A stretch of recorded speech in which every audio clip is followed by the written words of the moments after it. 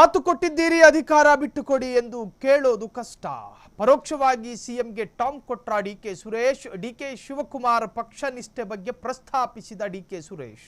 ಶಿವಕುಮಾರ್ ಯಾವಾಗಲೂ ಪಕ್ಷಕ್ಕೆ ನಿಷ್ಠರಾಗಿದ್ದಾರೆ ಹೊರತು ವ್ಯಕ್ತಿಗಳಿಗಲ್ಲ.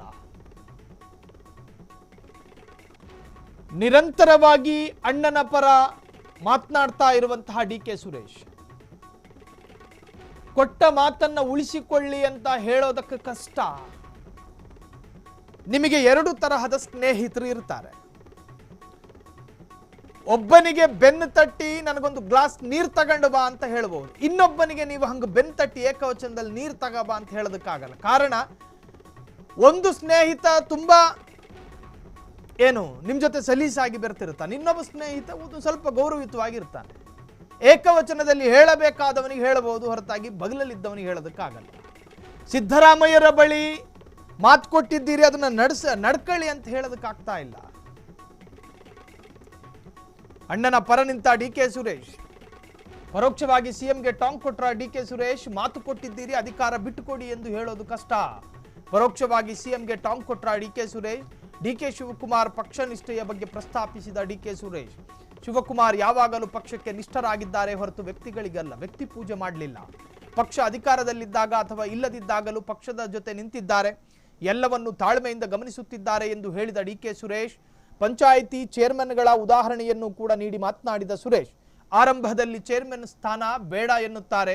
ಆ ಸ್ಥಾನಕ್ಕೆ ಅರ್ಹತೆ ಪಡೆದ ನಂತರ ಅಥವಾ ಲಭ್ಯವಾದಾಗ ಬೇಕೇ ಬೇಕು ಎಂದು ಪಟ್ಟು ಹಿಡಿತಾರೆ. ಮಾತು ಕೊಟ್ಟು ಒಮ್ಮೆ ಹುದ್ದೆ ಪಡೆದ ನಂತರ ಅದನ್ನು ಬಿಟ್ಟು ಕೊಡುವುದು ಕಷ್ಟ. ಇದು ರಾಜಕಾರಣದಲ್ಲಿ ನಂಬಿಕೆಗಳ ಪ್ರಾಮುಖ್ಯತೆಯನ್ನು ಎತ್ತಿ ತೋರಿಸುತ್ತದೆ. ಪರೋಕ್ಷವಾಗಿ ಸಿಎಂ ಸಿದ್ದರಾಮಯ್ಯಗೆ ಟಾಂಗ್ ಕೊಟ್ರ ಎಂಬ ಪ್ರಶ್ನೆಗಳು ಮೂಡಿದಾವೆ. ಏನೇನು ಉದಾಹರಣೆ ಕೊಟ್ಟಿದ್ದಾರೆ ನೋಡಿ. ಕೊಟ್ಟು ಮಾತನ್ನು ಉಳಿಸ್ಕೊಳ್ಳಿ ಅಂತ ಹೇಳೋದಕ್ಕೆ ಕಷ್ಟ. ಆರಂಭದಲ್ಲಿ ಚೇರ್ಮನ್ ಹುದ್ದೆ ನನಗೆ ಬೇಡ ಬೇಡ ಅಂತ ಹೇಳ್ತಾರೆ. ಅದಾದ ನಂತರ ಸ್ಥಾನನ ಅನುಭವಿಸಿದ ನಂತರ ಬಿಟ್ಕೊಡೋದಕ್ಕೆ ಮನಸ್ಸು ಬರೋದಿಲ್ಲ. ರಾಜಕಾರಣ ಅನ್ನೋದಿದೆಯಲ್ಲ ಹಾಗೆ. ನೀವು ಒಂದು ಅತ್ಯಂತ ಅದ್ಭುತವಾದ ಸಿಹಿಯಾದ ದೂತ್ ಪೇಡನ ತಿಂತಾ ಇರ್ತೀರಿ ಅನ್ಕೊಳ್ಳಿ. ಒಂದೇ ಒಂದು ದೂತ್ ಪೇಡ ಇರೋದು. ಬಗಲಲ್ಲಿರುವ ಸ್ನೇಹಿತನಿಗೂ ಕೊಡಲಾರದಂತಹ ಸ್ವೀಟನ್ನು ಅದು ನಿಮಗೆ ಕೊಡ್ತಾ ಇರುತ್ತೆ. ನಿಮ್ಮ ಪಂಚೇಂದ್ರಿಯಗಳು ಕೂಡ ಸಿಹಿಯಲ್ಲಿ ತೇಲಾಡ್ತಾ ಇರುತ್ತೆ. ಆ ಸಂದರ್ಭದಲ್ಲೂ ಕೂಡ ಅದರ ಅರ್ಧ ತುಂಡೇನು, ಅದನ್ನು ಸ್ವಲ್ಪ ಅದರದ್ದು ವಾಸನೆ ಕೂಡ ಪಕ್ಕದವರಿಗೆ ಹೋಗಬಾರ್ದು ಅನ್ನೋ ಸ್ವಾರ್ಥಕ್ಕೆ ನೀವು ಒಳಗಾಗ್ತೀರಿ. ಹಂಗೇನೆ ಈ ಸ್ಥಾನ ಅನ್ನೋದು ಕೂಡ ಹಾಗೇನೆ.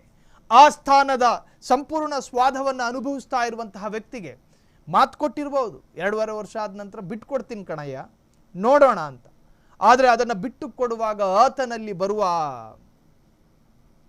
ತಾತ್ಪರ್ಯಗಳಿದಾವಲ್ಲ, ಬಿಟ್ಟು ಕೊಡಬಾರ್ದು ಅನ್ನೋ ನಿರ್ಧಾರಗಳು, ಅದು ಆತನ ಸ್ಥಾನದ ಸ್ವಾದವನ್ನು ಅತ್ಯಂತ ಆಳವಾಗಿ ಆತನಲ್ಲಿ ಬೇರೂರಿರುತ್ತೆ. ಆ ಕಾರಣಕ್ಕೋಸ್ಕರ ಸ್ಥಾನ ಬಿಡೋದಕ್ಕೆ ಯಾರೂ ಇಷ್ಟಪಡೋದಿಲ್ಲ.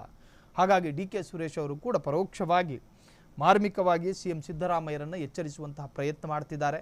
ಹೋದ ಕಡೆಯಲ್ಲೆಲ್ಲವೂ ಕೂಡ ಅಣ್ಣನ ಪರವಾಗಿಯೇ ನಿಂತು ಮಾತನಾಡ್ತಾ ಇದ್ದಾರೆ ಮಾಜಿ ಸಂಸದ ಡಿಕೆ ಸುರೇಶ್. ಕ್ಷಣ ಕ್ಷಣದ ಸುದ್ದಿಗಳಿಗಾಗಿ ಫ್ರೀಡಂ ಟಿವಿ ಸಬ್ಸ್ಕ್ರೈಬ್ ಮಾಡಿ, ಲೈಕ್ ಮಾಡಿ ಹಾಗೂ ಫಾಲೋ ಮಾಡಿ. ಹೊಸ ಸುದ್ದಿಗಳ ನೋಟಿಫಿಕೇಶನ್ಗಾಗಿ ಬೆಲ್ ಐಕಾನ್ ಮೇಲೆ ಕ್ಲಿಕ್ ಮಾಡಿ.